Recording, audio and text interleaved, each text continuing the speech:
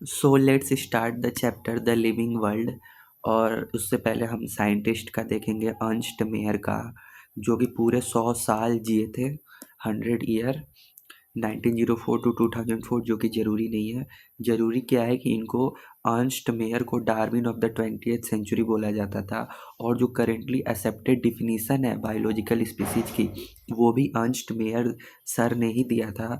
और इन्होंने made the origin of species diversity को एक सेंट्रल क्वेश्चन की तरह बनाया था ऑफ इवोल्यूशनरी बायोलॉजी, कि आप स्पीसीज की जो डाइवर्सिटी है उसका ओरिजिन का क्या है, वो शुरू कैसे हुआ, उसको आप इवोल्यूशन में जोड़िए, आप उसको बायोलॉजी में भी स्टडी करिए। और इनको ट्रिपल क्राउन ऑफ बायोलॉजी वाले अवार्ड से सम्मानित किया गया था। पहला अवार्ड था बाल्जन प्राइज 1983, दूसरा prize international prize for biology in 1994 and Crafoord prize in 1999। यानी मरने से 5 साल पहले भी इनको अवार्ड मिला था, क्राफूड प्राइज। ठीक है, ट्रिपल क्राउन ऑफ बायोलॉजी मिला था।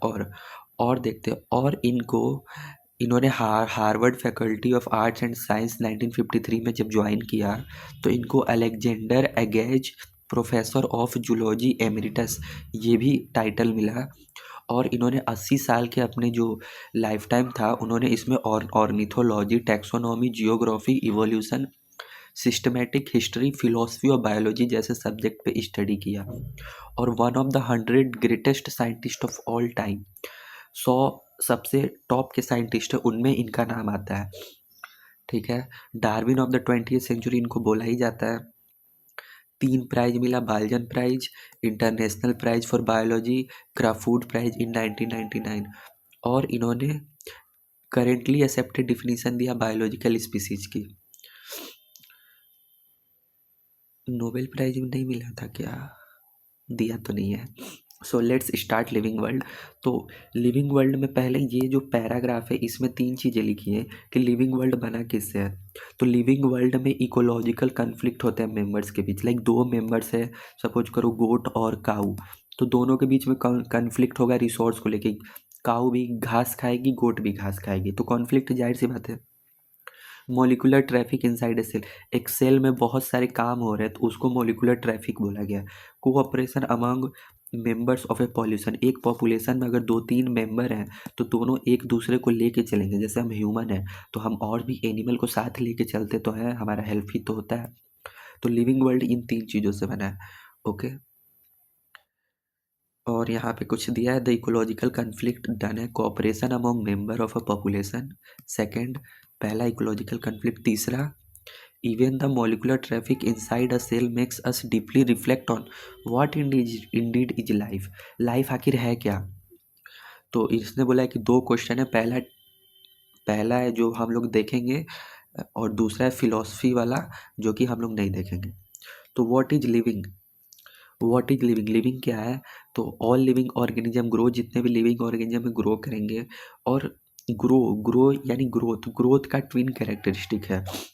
या तो आप ग्रो 2 तरीके से कर सकते हो, या तो आपका मास बढ़ जाए, या आपका नंबर ऑफ इंडिविजुअल बढ़ जाए। लाइक 100 3 लोग हैं, वो 4 लोग हो जाए तो भी ग्रोथ हुआ।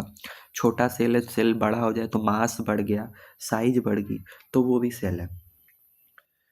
होता है in twin characteristic of growth, यहीं पे लिखा है twin characteristic. Multicellular organism cell division से ग्रो करेगा। प्लांट तो पूरे लाइफ स्पैन में ग्रो करते, क्योंकि इनके पास मेरिस्टेमेटिक सेल होता है। एनिमल में ग्रोथ एक लिमिटेड एज तक ही दिखती है। पहले हम लोग क्या करेंगे ना, जो हाईलाइटेड लाइन है उसको देखेंगे, क्योंकि वो इम्पोर्टेंट है। यूनिसेलुलर ऑर्गेनिज्म में ग्रोथ सेल डिवीजन से होता है। मेजोरिटी ऑफ हायर एनिमल और प्लांट में ग्रोथ और रिप्रोडक्शन म्यूचुअली एक्सक्लूसिव इवेंट है। मतलब कि हायर प्लांट और ग्रोथ भी हो रहा है, और रिप्रोडक्शन है, ये अलग अलग है। लाइक ग्रोथ अलग अलग होगा, रिप्रोडक्शन अलग होगा। लेकिन यूनिसेलुलर में ये दोनों एक साथ होते हैं। एक सेल है, वो बड़ा भी हो जाएगा और डिवाइड भी कर लेगा, पता नहीं चलेगा। तो लिखा है कि नॉन लिविंग ऑब्जेक्ट भी ग्रो करते हैं। माउंटेन्स, बुल्डर, सैंड मोल्ड भी ग्रो करते हैं, क्योंकि एक्यूमुलेशन हो जाता है सब्सटेंस का। सॉरी, लिविंग ऑर्गेनिज्म में ग्रोथ अंदर से होता है, हम लोग अंदर से तो ग्रो करते हैं।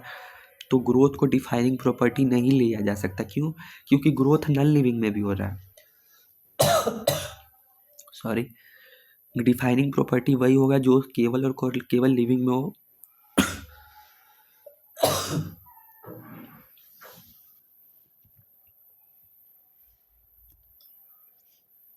केवल और केवल लिविंग में हो, बिना कोई एक्सेप्शन से के।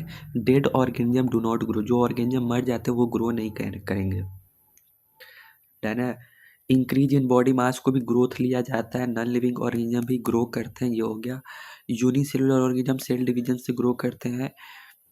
कैसे, इसको टेस्ट के लिए बोला है, इन विट्रो कल्चर में आप ले लो और सेल को माइक्रोस्कोप के अंदर देख लो, आपको कॉलोनी बढ़ती हुई दिखेगी, यानी वो ग्रो कर रहे हैं।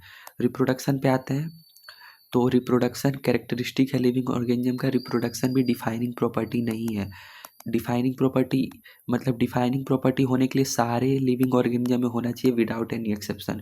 कई लोग रिप्रोड्यूस नहीं कर पाते हैं। यूनिसेलुलर में रिप्रोडक्शन सिनोनिमस है ग्रोथ के साथ, क्योंकि नम बोले ना, ये ग्रोथ हो गया, नंबर ऑफ सेल्स बढ़ गए, या फिर डिवाइड कर दें, तो ग्रोथ और रिप्रोडक्शन नहीं पता चलता है, तो एक ही साथ ले लो। ओके, तो जैसे कहा गया ईस्ट और हाइड्रा में ये होता है प्लेनेरिया फ्लैटवर्म में ट्रू रीजनरेशन होता है। और फंगी में, फंगी जो कि the fungi filamentous algae protonema of moss, सब में फ्रेगमेंटेशन होता है। ये पॉइंट छूट गया लग रहा है, लेट मी ऐड। फ्रेगमेंटेशन किस में होता है, लाइक मैं वो पॉइंट बाहर लिखा हूँ जो आपसे पूछ सकता है। फंगी में और अलगी में, कौन सी अलगी, फिलामेंटस वाली, फिलामेंटस अलगी। और प्रोटोनिमा ऑफ मॉस, ये protonema of moss biological classification में मिलेगा। तो इसमें क्या होता है, इसमें होता है फ्रेगमेंटेशन से। और प्लेनेरिया में तो ट्रू रीजनरेशन होता है, ईस्ट और हाइड्रा में बडिंग होता है। आगे बढ़ते हैं। सिनोनिमस विथ ग्रोथ यूनिसेलुलर में। Okay okay okay. अब क्यों डिफाइनिंग प्रॉपर्टी नहीं है, यहाँ पे लिखा है there are many organism which do not reproduce, जैसे mules, sterile worker bee, infertile human couple, ये कभी रिप्रोड्यूस नहीं कर सकते। तो रिप्रोड्यूस नहीं कर सकते, इसीलिए रिप्रोडक्शन को इंक्लूसिव डिफाइनिंग कैरेक्टरिस्टिक नहीं लिया गया है। अब दूसरा कैरेक्टरिस्टिक है मेटाबॉलिज्म। मेटाबॉलिज्म है, ऑल लिविंग ऑर्गेनिज्म, सारे लिविंग ऑर्गेनिज्म केमिकल से बने। केमिकल स्मॉल बिग, कौन सा क्लास साइज फंक्शन, ये हमेशा बनते रहते हैं और दूसरे बायोमोलिक्यूल में कन्वर्ट होते रहते हैं। Okay, thousands of metabolic reaction अब साइमल्टेनियसली हो रही है, मैं बोल रहा हूँ तो भी मेटाबॉलिक रिएक्शन हो रही है। यूनिसेलुलर हो मल्टी सेलुलर हो, मेटाबॉलिक रिएक्शन हमेशा हो रही है, तभी तो आप जिंदा हो। नॉन लिविंग में कोई मेटाबॉलिज्म नहीं होगा क्योंकि वो डेड है। और एनसीईआरटी बोल रहा है कि आप सेल है, हमारा जो सेल है उसके बाहर भी आप मेटाबॉलिक रिएक्शन करा सकते हो टेस्ट ट्यूब में, जो कि नाइदर लिविंग है नॉर नॉन लिविंग है। क्वेश्चन पूछ, ओ माय गॉड, कहाँ गया, हाँ, क्वेश्चन पूछेगा कि ये वाला कहा गया, isolated metabolic reaction outside the body of an organism performed in a test tube is neither living nor non living. तो लिविंग नहीं है और नॉन लिविंग भी नहीं है। लिविंग क्यों नहीं है, क्योंकि ये कोई लिविंग सेल में नहीं हो रही है। नॉन लिविंग क्यों है, क्योंकि ये मेटाबॉलिक रिएक्शन है, इसीलिए मेटाबॉलिज्म में डिफाइनिंग फीचर है बिना एक्सेप्शन के। मतलब जितने भी लिविंग है सब में ये होता ही होता है यार, सब तो सेल ही से बना है ना, जहाँ सेल है वहाँ पे रिएक्शन होगा। तो आइसोलेटेड मेटाबॉलिक रिएक्शन जो कि इन विट्रो में होता है, वो ना ही लिविंग है ना ही नॉन लिविंग है। आइसोलेटेड इन विट्रो, डन है। और ये पूछता है cellular organization of the body is the defining feature of life forms. जितने भी लाइफ फॉर्म्स है वो सेल से बने और वो डिफाइनिंग फीचर है। Sum total of all chemical reaction is metabolism, done है। अब अब आप पहले ये देखो, जो प्लांट और एनिमल होते हैं वो इन्वायरमेंट को रिस्पॉन्स करते हैं, वो फिजिकली भी कर सकते हैं, केमिकली भी, बायोलॉजिकली भी। फोटो पीरियड क्या होता है कि यह रिप्रोडक्शन अफेक्ट करता है सीजनल ब्रीडर्स में। फोटो पीरियड यानी लाइट की ड्यूरेशन।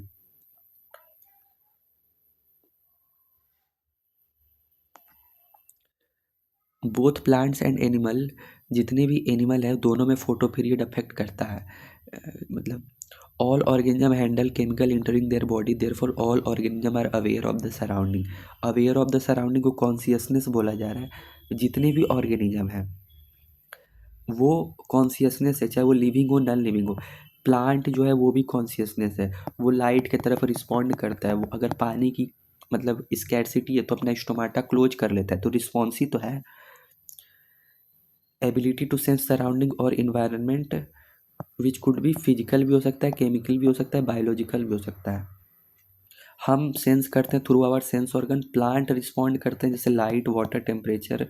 पॉल्यूटेंट्स को भी लाइट रिस्पॉन्ड करता है, अगर कोई पॉल्यूशन हो रहा है उसको भी लाइट रिस्पॉन्ड करेगा, कुछ एक्टिविटी दिखा के, कुछ केमिकल सीक्रेट करके। अब ये भी डिफाइनिंग फीचर है consciousness. All organism from the prokaryote to most complex eukaryote can sense and respond to environment cues. Photoperiod हो गया।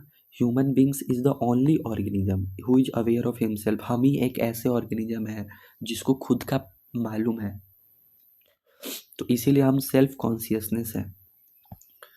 ओके, अब अब पहले देखो बायोलॉजी है क्या, तो बायोलॉजी है study of life on earth. Life पे जितनी भी स्टडी है वो बायोलॉजी है। Story of evolution of living organism on earth. Living organism कैसे इवॉल्व हुए, पहले वो पहले अगर आप इवोल्यूशन में पढ़ोगे तो पहले ड्रायोपिथेकस आए थे, फिर रामापिथेकस आए थे, फिर ऑस्ट्रेलोपिथेकस, फिर होमो हेबिलिस इरेक्टस। तो इवोल्यूशन हो रहा है, पढ़ोगे आगे। जितने भी लिविंग ऑर्गेनिज्म है प्रेजेंट या पास्ट या फ्यूचर, सब एक दूसरे से जुड़े हैं कॉमन जेनेटिक मटेरियल से, बट टू वेरिंग डिग्री। इसका मतलब क्या हुआ कि जो ऑर्गेनिज्म है लिविंग वाले, वो कहीं ना कहीं एक सिंगल सेल से आते हैं, तो जेनेटिक मटेरियल कहीं ना कहीं जुड़ा हुआ है, चाहे वो अभी है, चाहे वो आएंगे, चाहे वो नहीं है। तो कॉमन जेनेटिक मटेरियल से जुड़े, लेकिन डिग्री अलग है कि किसी में जेनेटिक मटेरियल आरएनए होगा, किसी में डीएनए होगा, किसी में सिंगल स्टैंडर्ड आरएनए, कोई कोई में डबल स्टैंडर्ड डीएनए। तो जेनेटिक मटेरियल का डिग्री अलग हो सकता है, लेकिन जेनेटिक मटेरियल सेम है।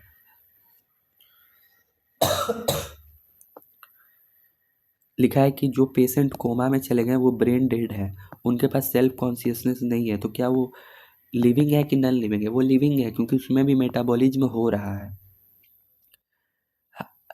अब ये वाला पैराग्राफ लिखा है जिसमें मैंने इंटरेक्टिव इंटरेक्शन इंटरेक्शन इंटरेक्शन, इसमें बहुत बार इंटरेक्शन आया है। ये वाला पैराग्राफ हम लाइन बाई लाइन देख लेते हैं। हायर क्लास में आपको पता चलेगा कि लिविंग ऑर्गेनिज्म कुछ इंटरेक्शन की वजह से है। टिश्यू इंटरेक्शन मतलब सेल मिलकर टिश्यू बना रहा है, टिश्यू मिलकर टिश्यू सिस्टम, तो इंटरेक्शन ही तो हो रहा है। Property of tissue are not present in cell but arise as a result of interaction among the cell. मतलब जो प्रॉपर्टी ऑफ मतलब सेल अकेला टिश्यू नहीं बना सकता, टिश्यू की जो प्रॉपर्टी है वो सेल से आई है। अगर आप बोलोगे रिजल्ट ऑफ इंटरेक्शन, सेल बहुत सारे सेल इंटरेक्ट होकर टिश्यू बना रहे हैं, तो इसीलिए क्या लिखा है, property of tissue are not present in the component cell. मतलब जो टिश्यू की प्रॉपर्टी है वो उसके सेल में नहीं है, जबकि बहुत सारे सेल के मिलने से है। ये बोल रहा है, सेल के मिलने को रिजल्ट ऑफ इंटरेक्शन बोल रहा है। उसी तरह से property of cellular organelle are not present in the molecular constituent of the organelle but arise as a result of interaction among molecular component. मतलब ये बोल रहा है कि अगर आप अकेले हो तो आप कुछ नहीं हो, आप बहुत सारे हो तभी आपका कुछ है। अगर आप अकेले हो तो कुछ नहीं है, अगर आप इंटरेक्ट करते हो, जैसे अर्थ पे एक ह्यूमन नहीं मतलब काम चला सकता, बहुत सारे ह्यूमन मिलके एक रिजल्ट ऑफ इंटरेक्शन से एक लाइफ चल रहा है, तो वही है। This interaction result in emergent property at higher level of organization. This phenomenon is true in the hierarchy of organizational complexity. Therefore, we can say that living organisms are self-replicating, done है, evolving, self-regulating, interactive system, एक दूसरे से link हुए हैं, of to respond to external stimuli. I hope आपको clear हो गया कि इंटरेक्शन से हमारा जन्म हुआ है। अगर आप हमारे एक सेल को छोड़ दो और बोलोगे तुम डाइजेशन कर ले, तो नहीं कर पाएगा, उसको आपको बहुत सारे सेल देने पड़ेंगे, तो इंटरेक्ट करके ही वो डाइजेशन करेंगे। अगला टॉपिक है डाइवर्सिटी ऑफ लिविंग वर्ल्ड।